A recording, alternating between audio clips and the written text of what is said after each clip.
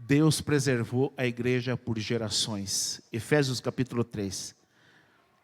Por esta causa, eu, Paulo, sou prisioneiro de Cristo Jesus por amor de vós, gentios.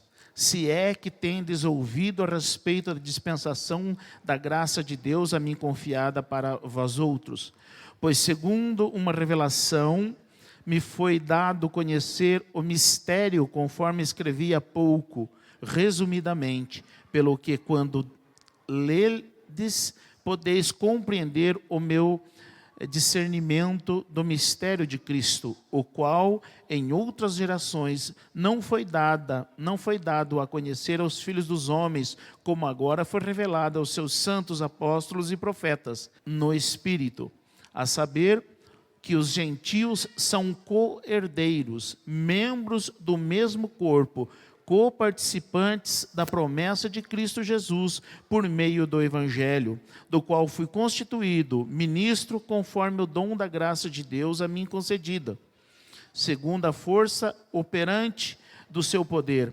A mim, o menor de todos os santos, me foi dada esta graça a pregar aos gentios o Evangelho das insondáveis riquezas de Cristo, e manifestar qual seja a dispensação do mistério desde os séculos oculto em Deus, que criou todas as coisas, para que pela igreja a multiforme sabedoria de Deus se torne conhecida agora dos principados e potestades nos lugares celestiais. Quando estava meditando nesse texto, me chamou muito a atenção, e é por isso que eu vou falar um pouquinho aqui. No capítulo 23 de Mateus, do versículo 37 em diante, Jesus diz assim: Jerusalém, Jerusalém, que mata os profetas e apedreja os que te foram enviados. Quantas vezes eu quis juntar vocês como a galinha junta os seus pintinhos e vós não quisestes. Desde agora não me vereis mais, até que venhais a dizer: bendito o que vem em nome do Senhor. O que está acontecendo, irmãos? Muitas pessoas pensam que Deus nunca irá rejeitá-lo, que Deus nunca vai virar as costas. Mateus 23 mostra que é o contrário. O povo rejeitou Jesus, porque o Evangelho de João, capítulo 1, versículo 11 e 12 diz: e veio para os seus, mas os seus não o receberam. Mas a todos quanto o receberam, deu-lhes o poder de serem feitos filhos de Deus, a saber, aos que creem no seu nome. O povo rejeitou Jesus, até no ponto que Jesus disse assim, vou parafrasear: ah é? Vocês não me querem? Eu também não quero vocês. Eu não quero mais vocês. Gente, essa palavra vinda do Salvador das nossas almas, daquele que veio para salvar aquele povo, e o povo rejeitou, e aí agora ele dizer: eu não quero mais vocês. Nós precisamos ter cuidado. O que estamos fazendo com o nosso Salvador? O que estamos fazendo com a nossa fé? Nós precisamos ter cuidado, porque muitas vezes achamos que vou fazer o que eu quero da minha vida, depois eu volto para Jesus e está tudo certo. Pode ser que não. Pode ser que não. Ele disse: agora vocês só vão me ver quando reconhecerem: bendito que vem em nome do Senhor, que eu vim de Deus para salvar vocês. E sabe quando que isso vai acontecer? Que o povo judeu vai reconhecer o Senhor Jesus Cristo? Só no Armagedon. Quando ele descer, quando o anticristo rodear Jerusalém para destruir o povo de Israel, e eles então verão que foram enganados pelo anticristo, e estão sitiados, e Jesus vem sobre o Monte das Oliveiras, e fende pelo meio, e dá o escape para o povo de Israel. Então eles irão reconhecer: Bendito que vem no nome do Senhor. Mas até lá, irmãos, quantas gerações perdidas, faz 2000 anos. Quantos já foram para o inferno, porque rejeitaram Cristo. Amaram mais a vida, o mundo, do que a Cristo. Então foi por isso que me chamou muita atenção esse texto. Porque aqui Paulo está falando de um mistério que Deus ocultou por séculos, por gerações, que é a igreja. Porque agora é judeu se aceitar Jesus Cristo e um número muito pequeno de judeus messiânicos que aceitam o fato de Jesus Cristo ter vindo para resgatar o seu povo. É um número muito pequeno. Então agora não é mais só judeus, mas é a todos. É aos gentios. E Paulo, ele se sentiu um privilegiado de ser comissionado por Deus para levar esse evangelho aos gentios. E essa igreja, que foi oculta por anos, por séculos e séculos, agora estava sendo revelada. A igreja, tanto de judeu quanto de gentil, que congregavam no mesmo lugar, agora era uma realidade, não era mais um mistério. Não era mais um mistério. Na antiga aliança, as pessoas jamais compreenderiam a igreja. É por isso que ela foi escondida por séculos e séculos. Por quê? Porque os judeus se consideravam únicos. Únicos. E o povo, eles se consideravam como privilegiados de Deus. Como de fato eram. Eles eram realmente privilegiados, mas não aproveitaram esse privilégio. Agora esse privilégio veio a nós, a todos quanto receberam. Então esse povo, eles não compreenderiam a igreja de hoje, sabe por quê? Testemunho como esse do Benjamim está cada vez mais raro. E nós aqui somos privilegiados, porque nós tivemos o testemunho do Paulo, nós tivemos o testemunho do João, nós tivemos o meu testemunho, nós tivemos o testemunho da irmã Dalila, que Deus fez o impossível. Só que essas coisas estão cada vez mais raros. Você vê uma ação de Deus assim ao vivo e a cores, está difícil. Mas nós estamos vendo. E esse povo, ele foi acostumado a isso. Olha as 10 maravilhas no deserto. Eles viam as águas se transformarem em sangue. Eles viram a mortandade dos primogênitos e os deles todos sãos e salvos. Eles viram o confronto de Moisés com o faraó. E Deus sempre dando a vitória. Então este povo, ele não compreenderia essa igreja de hoje fria, morna. Eles não compreenderiam. Então eles foram realmente privilegiados por Deus, mas eles viam a glória de Deus. Eles viam a nuvem sobre eles no deserto. Eles viam as chamas de fogo conduzindo eles no deserto. Então eles estavam acostumados a ver sinais, prodígios e maravilhas que a igreja de hoje não vive. E eu estou falando no geral. A igreja não vive. Então este povo, ele não compreenderiam a igreja de hoje. Nós precisamos, irmãos, entender que a palavra de Jesus, no Marcos 16:17, que diz: estes sinais seguirão os que crerem.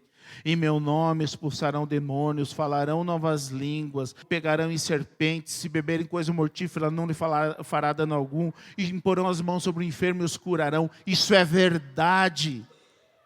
É para os nossos dias, nós precisamos aprender a desfrutar. Só que nós estamos frios. Para arrancar um glória a Deus da minha boca está difícil. Para que eu tenha meia hora de oração de joelhos na presença do Senhor, está difícil. Para que eu faça o meu devocional diário, está difícil. Então como veremos sinais, prodígios e maravilhas, se nós não estamos buscando o Deus que nos dá essa graça? Que é um sinal, viu? Isso é só sinal. Que Ele segue aos que creem.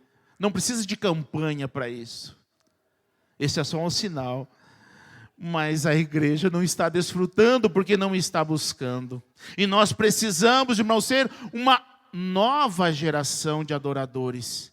Nós precisamos buscar mais o Senhor. Esse povo, eles jamais acreditariam numa igreja que não fala de Deus, só fala de dinheiro, só fala de coisas terrenas. Esse povo não se acostumaria a buscar o Deus da maneira que a igreja brasileira está buscando. E eu falo para vocês, nós aqui ainda é uma exceção, e eu louvo a Deus por isso.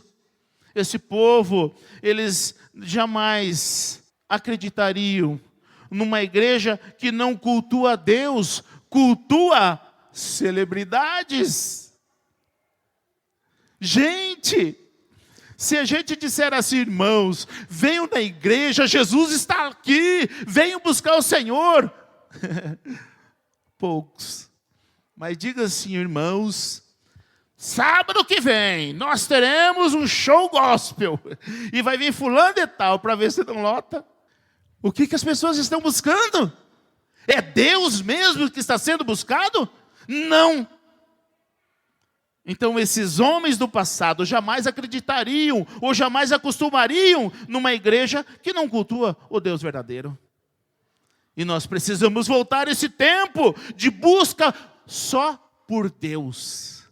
Nós não precisamos buscar Deus pela cura, porque Ele nos cura, é um sinal. Nós não precisamos buscar a Deus pela comida, pelo alimento, pelo dinheiro, porque Ele nos dá, é dádiva. Eu jamais vi um justo desamparado e nem a sua descendência mendigar o pão.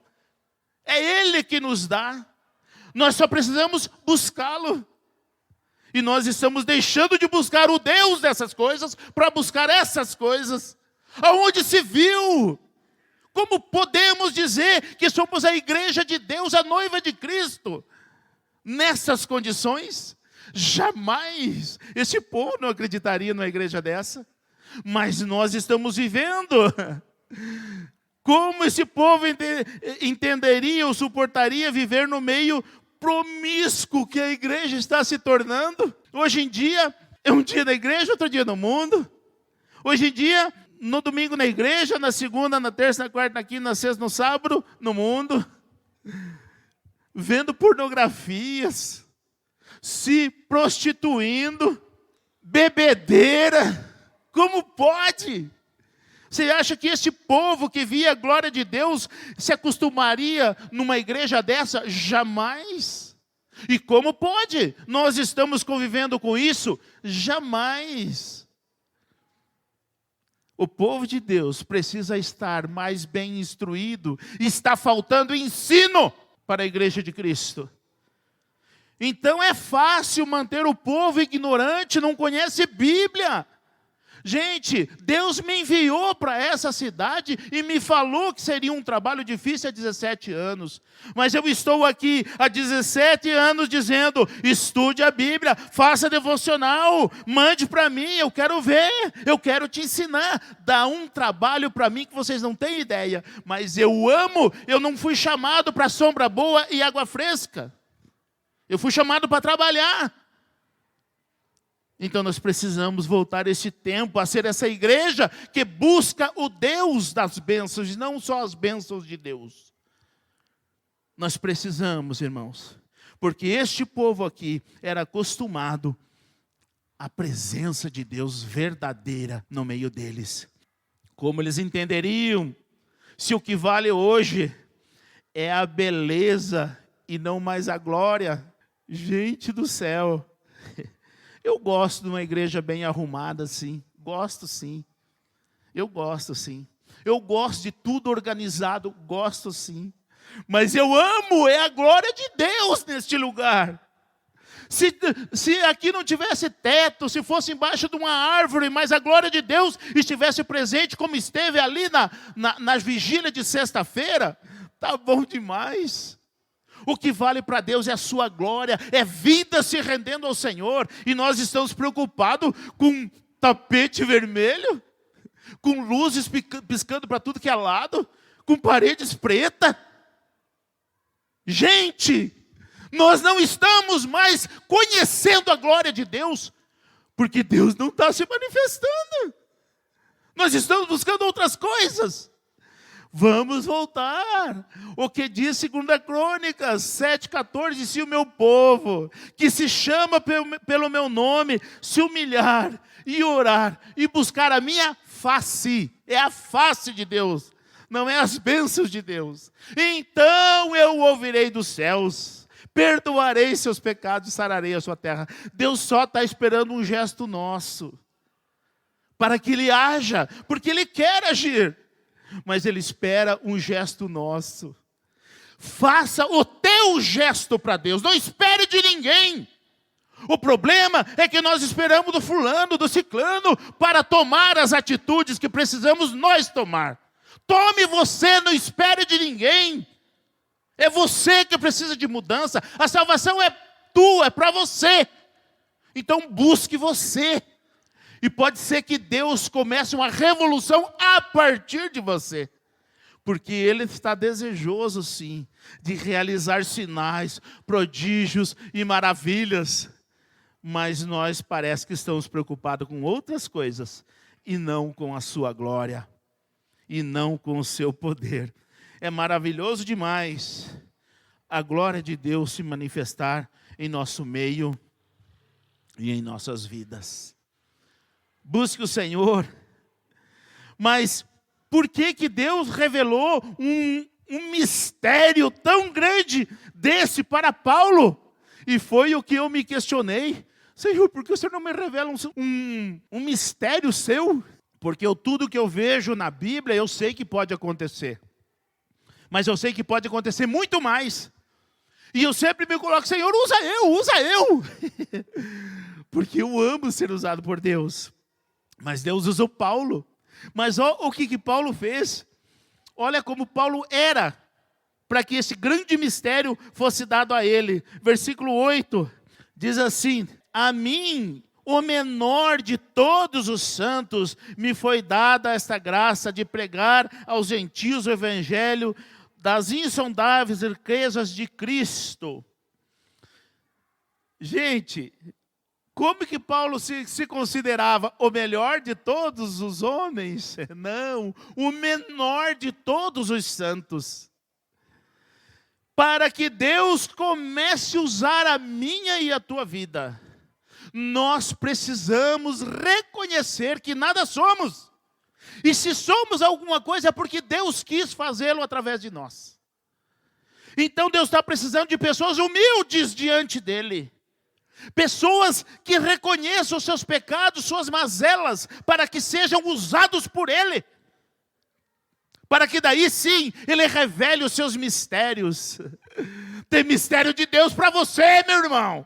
Tem mistério de Deus para mim, mas nós não buscamos. Nós precisamos nos levantar assim como Paulo, como o menor de todos os santos, e nos colocar à disposição de Deus. Deus, usa-me, Senhor, usa-me. E você pode ter certeza que Deus tem mistério para você. E Deus tem mistério para mim. E eu me coloco sempre à disposição de Deus. Senhor, revela os teus mistérios através de mim. E muitas vezes o mistério é revelado aqui, ó, nas entrelinhas da palavra. Eu sei que Deus me usa, mas eu quero mais. Eu sempre quero mais. Então, irmãos, nós precisamos nos colocar à disposição de Deus como o menor. Porque como que Deus iria mostrar coisas grandiosas para alguém que já se acha grande, ou se acha merecedor de tal coisa? Não tem como. Porque não é por méritos, é por graça. Deus, Ele revela por causa da sua graça. Então, irmãos, você e eu não merecemos, é porque Ele quer, é porque Ele quer fazer. No reino de Deus, só há um grande, o qual é Ele mesmo. Nós não, nós somos sempre o menor, o vaso usado nas suas mãos. Mas qual é o propósito de Deus através da igreja? O verso 21 diz assim: a Ele seja a glória na igreja e em Cristo Jesus por todas as gerações para sempre. Amém. O propósito de Deus através da igreja é receber glória. O que Deus recebe ali no céu? Glória. 24 horas por dia, os anjos cantam santo, santo, santo. E o profeta Isaías viu isso. Santo é o Senhor dos exércitos. E se nós sabemos disso, por que nós não o glorificamos? Porque estamos mudos, calados, diante da grandiosidade de um Deus como o nosso Deus. Muitas pessoas glorificam a deuses mortos, que não são deuses. E nós temos o privilégio de glorificar o nome do Senhor, e nós não o fazemos. Nós precisamos entender também uma coisa: a igreja é o projeto final de Deus. Ele será servido aqui na terra através da igreja, mas que Ele levará para glorificá-lo eternamente, ali juntamente com Ele mesmo. Será que nós temos a consciência de tão grande revelação de Deus através da igreja? Será que nós valorizamos mesmo a igreja do Senhor Jesus Cristo? Será que valorizamos mesmo? Ou a igreja é a última opção do nosso cardápio? Nós precisamos entender a grandiosidade desse mistério guardado por séculos que hoje nós estamos vivendo. Valorize a igreja de Cristo. Valorize o teu irmão, o qual você congrega. Se importe com ele. Ore por ele. Vá no teu quarto, feche a tua porta e glorifique o Senhor. Porque esse é o privilégio que nós temos, que no passado não tiveram. A Ele seja toda a honra e toda a glória.